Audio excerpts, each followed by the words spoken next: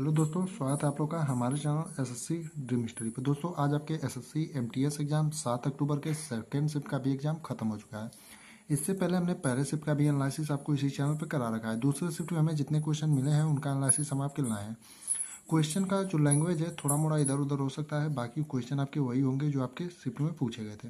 क्योंकि क्वेश्चन आप लोग भेज नहीं रहे हैं तो क्वेश्चन थोड़ा लेट मिल रहा है, इसलिए हम वीडियो थोड़ा सा लेट बना रहे हैं। दोस्तों आप लोग चैनल को सब्सक्राइब कर लीजिए, वीडियो को लाइक करिएगा और वीडियो को अपने दोस्तों के साथ ज़्यादा से ज़्यादा शेयर करिएगा। अब आइए देखते हैं सेकेंड शिफ्ट में 7 अक्टूबर के किस प्रकार के क्वेश्चन पूछे गए थे। पहला क्वेश्चन है कि नरेगा एक्ट किस वर्ष आया, यानी कि आपका जो मनरेगा एक्ट माफ करिए नरेगा एक्ट है वो किस वर्ष आया था जब इसका नाम तो नरेगा था, बाद में इसको बदल करके मनरेगा किया गया। तो नरेगा एक्ट जो आपका है वो किस वर्ष आया था, तो आपका 2005 में, यानी आपका जो सही उत्तर होगा कि नरेगा एक्ट अगर आपसे पूछा होगा कि कब आया था यानी किस वर्ष आया था, तो आपका 2005 में, यानी आपके जिस भी ऑप्शन में 2005 दिया रहा होगा वही आपका सही उत्तर होगा। अगर आपसे आगे आने वाले दिनों में पूछे कि नरेगा का नाम बदल करके मनरेगा कब किया गया था, तो आपका नरेगा का नाम जो है बदल करके मनरेगा जो है 2009 में किया गया था। यानी पहले इसका नाम जो था नरेगा था, बाद में इसको बदल करके जो है मनरेगा कर दिया गया था, यानी बदल करके 2009 में मनरेगा कर दिया गया था। लेकिन आपसे पूछा था कि नरेगा एक्ट किस वर्ष आया था, तो आपका 2005 में आया था। अगला यानी कि दूसरा प्रश्न है वॉरेन हेस्टिंग का एक्ट है, यानी वॉरेन हेस्टिंग ने 1773 में कौन सा एक्ट पास किया था, या ऐसे भी पूछा होगा कि वॉरेन हेस्टिंग द्वारा पास किया गया एक्ट कौन सा है। ये क्वेश्चन थोड़ा मोड़ा हमने बोला था लैंग्वेज में चेंजिंग हो सकता है। तो वॉरेन हेस्टिंग का जो एक्ट है 1773 में जो वॉरेन हेस्टिंग ने रेगुलेटिंग एक्ट लाया था, यानी आपका जो सही उत्तर होगा अगर आपसे पूछा हो रेगुलेटिंग एक्ट जो है वॉरेन हेस्टिंग कब लाया था, तो 1773 में।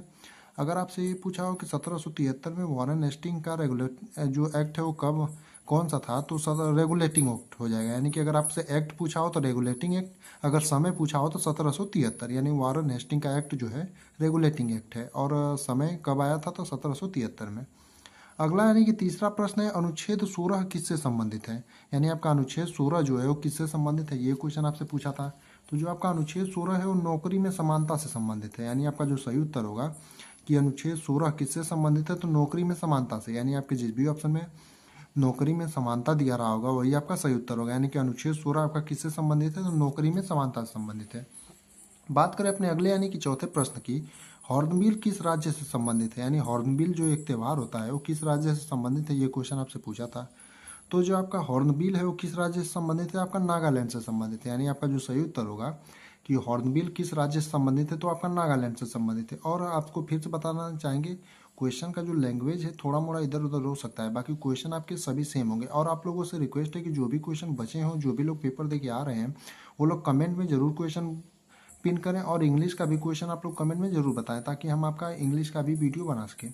तो हॉर्नबिल किस राज्य का त्यौहार है, यानी किस राज्य से संबंधित है, तो आपका हॉर्नबिल जो है वो नागालैंड का त्यौहार है, यानी कि नागालैंड में मनाया जाने वाला एक प्रकार का त्यौहार है हॉर्नबिल।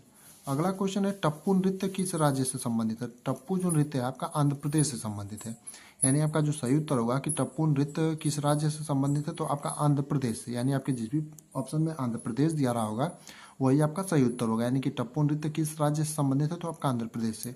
एक क्वेश्चन आपका आया था कि WPL के रेवेन्यू से संबंधित है। इस क्वेश्चन का आप लोग ऑप्शन जरूर बताइएगा और कमेंट करके आंसर भी अगर आपको आता हो तो जरूर बताइएगा कि WPL के लिए जो रेवेन्यू है वो कितना था, वो कितना जो है BCCI के द्वारा बनाया गया था। यानी कि रेवेन्यू जो होता है एक तरह से कितना प्राइज मनी था, सब कुछ था WPL के लिए।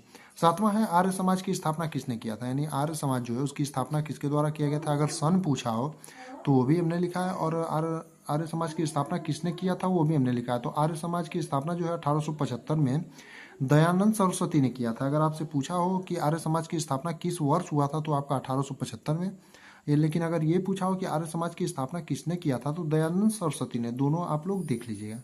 अगला है गंगई कोंड जो चोलपुरम का निर्माण किसने किया, यानी गंगई कोंड जो चोलपुरम है उसका निर्माण किसके द्वारा किया गया था, ये क्वेश्चन पूछा था। तो आप देख सकते हैं इसमें चोलपुरम है तो इसका मतलब चोल शासक नहीं किया था, तो राज राजा चोल ने किया था। यानी आपका जो सही उत्तर होगा राज राजा चोल होगा। यानी आपके जिस भी ऑप्शन में राज राजा चोल दिया रहा होगा वही आपका सही उत्तर है। अगला और 9वां प्रश्न, इस शिफ्ट में हमें सिर्फ 9 प्रश्न मिले हैं जिनका एनालिसिस हमने आपको करा दिया है। ये अंतिम प्रश्न है हमारा। ये प्रश्न जो है आपका देख सकते हैं पहले शिफ्ट में भी एक बायोग्राफी से प्रश्न था और दूसरे शिफ्ट में भी, और दोनों जो प्रश्न थे हमने अभी 2-3 दिन पहले एक आपका बुक एंड फेमस ऑथर जो फेमस बुक एंड फेमस उनके ऑथर थे उससे संबंधित एक वीडियो बनाया था, उसी में से आपके 25 क्वेश्चनों में से दोनों फंस गए हैं। इसलिए हम आपको बोलते हैं कि जाकर के जो भी हम वीडियो 5 मिनट का 10 मिनट का बनाएं उसे पूरा वॉच करें। तो साइना नेहवाल की बायोग्राफी पूछा था आपसे, तो साइना नेहवाल की बायोग्राफी प्लेइंग टू विन है, यानी आपके जिस भी ऑप्शन में प्लेइंग टू विन दिया रहा होगा वही आपका सही उत्तर होगा। बाकी आप लोग जो भी क्वेश्चन बचे हैं उन्हें कमेंट में जरूर भेजिएगा।